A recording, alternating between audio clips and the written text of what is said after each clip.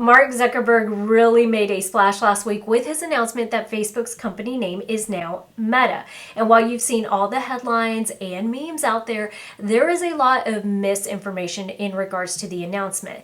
In this video, I'll give you all of the details on what Facebook's announcement really was about, and also ask small business owners what that means for us and the way we do business. Hi y'all, I'm Vivian Walton, the Seasoned Marketer, and I share marketing tips, tools, and tactics with resourceful business owners. Mark Zuckerberg made a video announcement on October 28th, 2021 at an event called Facebook Connect 2021. Now, Facebook Connect is a virtual event that is hosted by Facebook for the purpose of sharing research updates and product news. So I took the time to watch the hour-long event, and I've compiled a list of the key takeaways, and here they are.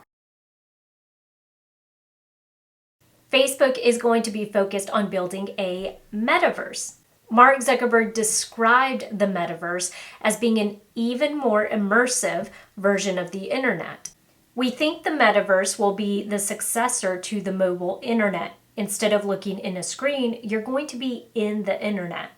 Now, the one key factor that Mark Zuckerberg did stress a whole lot of through the entire announcement was the fact that some of the technologies that are required for this vision of a more immersive experience still are being built or will need to be built in the future. So the metaverse isn't something that you and I can experience right now today. However, we are using components of these technologies in various applications, whether that be gaming, concert experiences, or even in cryptocurrencies.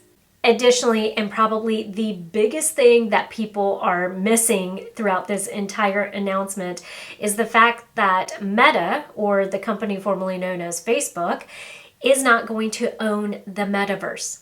Think about it. Does any one company own the internet? Mark Zuckerberg himself told us the metaverse will not be created by one company. It will be built by creators and developers making new experiences and digital items that are interoperable and unlock a massively larger creative economy than the one constrained by today's platforms and their policies. Facebook's decision to change their parent company name to Meta and also make this big global announcement about how they're prioritizing building the metaverse is nothing more than an attempt to be the first to market in a space that they know is going to be extremely profitable and inevitably our future. And the name, well, what better way to make themselves synonymous with the metaverse than to name themselves Meta?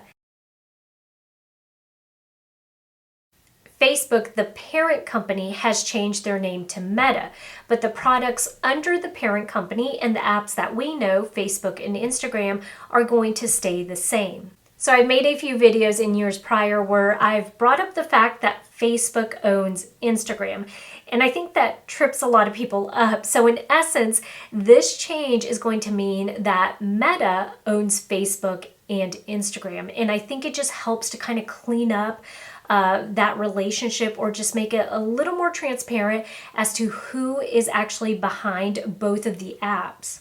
Also, strictly a personal opinion here, but I think it's a really smart move on Meta's part. In essence, when the parent company Meta has its own separate identity, it allows it to create space between Facebook and Instagram. So in essence, if in a few years down the road, Instagram and Facebook evolve and have different priorities, then they can go their separate ways. They don't have to be attached at the hip. If you notice right now, whatever happens or is successful on one platform is then mirrored in the other. So whether that be Instagram doing really well with Reels, and now you're seeing Reels on Facebook, or Instagram using Stories, and now you see Facebook Stories, if down the road that were to change and they want to separate the applications and give them different priorities, it's much easier to do that once they have a parent company that owns both of them. So it gives them just a little more room to function as separate apps.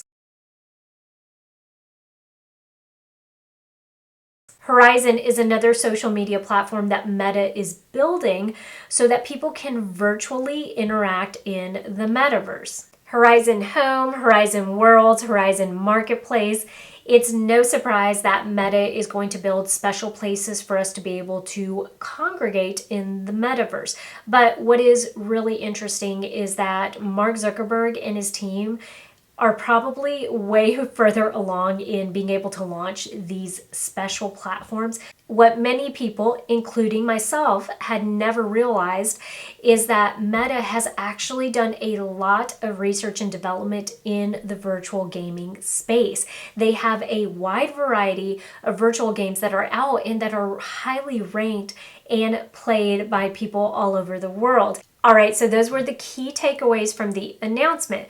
Now, let me explain why, as a small business owner, this is important to you and why it may be way more relevant than you think. As high-tech and futuristic as all of this sounds, Mark Zuckerberg is not exaggerating when he says the future is now. We see bits and pieces of these technologies already in our day-to-day. He mentions that in the metaverse, you'll be able to bring physical objects into the virtual world, not with the click of a button, but with the wave of a hand. Well, step inside a newer BMW and you'll notice that you can control the volume of your stereo by simply waving your hand. He talks about being able to attend concerts virtually by being present as your avatar self and teleporting there from anywhere in the world. Google ABBA 2022 tour, and you'll read about an opportunity to see ABBA's avatars accompanied by a 10-piece live band in a custom-built arena at Queen Elizabeth Olympic Park, London. ABBA are among the first to go in and spend months recording a live concert in special bodysuits so that they could create real-life movement in a concert with their avatars while superimposing their faces from the 1970s. He mentions that there will be a marketplace where people will be able to buy items with cryptocurrencies or NFTs. I get it. So many of us can't wrap our heads around using any other currency except for physically exchanging dollars. But according to CNBC, 1 in 10 people invest in cryptocurrencies, and NFT, non-fungible token sales, surged to $10.7 billion in the third quarter of 2021. And if you're wondering what an NFT is, give it a quick Goog. I promise you, you're going to go down this big rabbit hole of finding out just how far along some of these technologies really are. But how does this directly affect you as a small business owner right now? Well, y'all, this stuff is not as far-fetched as we think it is, and Mark Zuckerberg is actually giving us a heads up as to what our customers and clients are going to be shifting towards. More specifically, one, we need to know our customers and clients and their behaviors really well. What Facebook's announcement about creating a metaverse in the future tells us is that technology will be changing within the next 10 years, which means that for our customers and clients, or potential customers and clients, they will be introduced to new ways and forms of purchasing our products and services or interacting with our business. Not all of us need to be innovators or need to be the first ones to try these technologies, but really our trigger needs to coincide with our customers and clients. The last thing we want to do is to be the last to market or to lose out on sales because we didn't keep a pulse on our customers and clients and because they were transitioning onto a new technology. This would be very similar to us only accepting cash in a credit card world. 2, technology will be changing. The way we do business in 10 years will look different. That is a fact. We have to get comfortable doing the research and prioritizing how we want to spend our dollars. Investing money in the right people is going to be more important than ever. If, for example, you are a business owner who just does not understand any of this technology, you don't want to have to research and put the time into figuring this stuff out, you don't understand the importance of a social media presence, or you just don't want to deal with any of that internet stuff, hire somebody on your team that enjoys it, that understands it, and that is willing to do that part for you. Always hire to fill your gaps. 3, we are going to become increasingly more consumer focused. Data has recently shown us that consumers are more likely to engage with content that is personalized.